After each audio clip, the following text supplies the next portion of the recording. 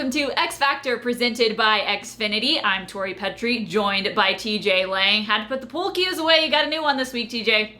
The pool cues and the candlesticks are forever rested for the season. We got the pencils for a couple different reasons. I'm a big pencil guy, and obviously Coach Patricia. I know these aren't the Ticonderoga number twos that he might like, but let's see what kind of plays they come up with this week to stop this really important Minnesota Vikings rushing attack. All right, with that, give us your X Factor for the Vikings. My vote goes to Dalvin Cook. I think he's a guy who's missed a little bit of time early in the season. They made him the workhorse last week. They said we're going to come in, we're going to run the ball, and they had no reason to get away from it. He's such a good back when it comes to vision. The way that you see this play starting to develop, ISO to the left, there's a defensive tackle in the backfield ready to make the play. Dalvin Cook makes one quick cut, and you see all that room he has on the right side of the field. You cannot miss tackles against this guy. You cannot come in out of control. You have to wrap him up. You have to limit him to those short yardage gains. He's going to get an explosive play once in a while. You just don't want it to be as often as it was last week against Green Bay Packers. Yeah, absolutely. He was incredible last week against the Packers. We'll see if the Lions are able to limit him this week. Who do you think needs to play well for the Lions? Who's their X factor?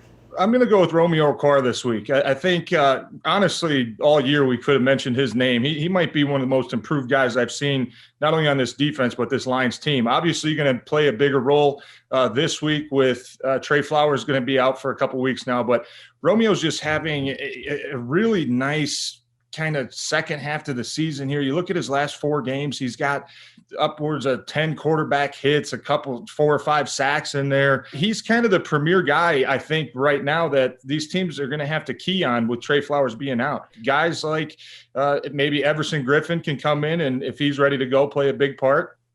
Danny Shelton, John Pennicini in the middle there, having a big part, continuing what they've been doing well. But for Romeo Okwara to really kind of come out, take over majority of the Trey Flowers snaps and just keep producing like he has been, because he's been a very, very pleasant surprise so far for this defense.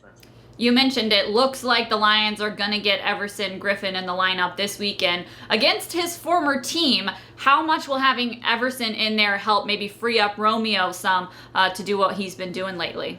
Yeah, I think when, as older guys kind of move around a little bit, anytime you get to face your former team, you kind of hit the fountain of youth a little bit where, it doesn't matter how old you are. I mean, you're just revved up. You're ready to go for that game. So obviously, first time for Everson playing against his old teammates, a place where he called home for a long time. I'm sure he's going to be excited, but he still brings a lot to this team, especially pass rush. I don't know if we're going to see him a lot as the first couple weeks he gets integrated into the system and the scheme.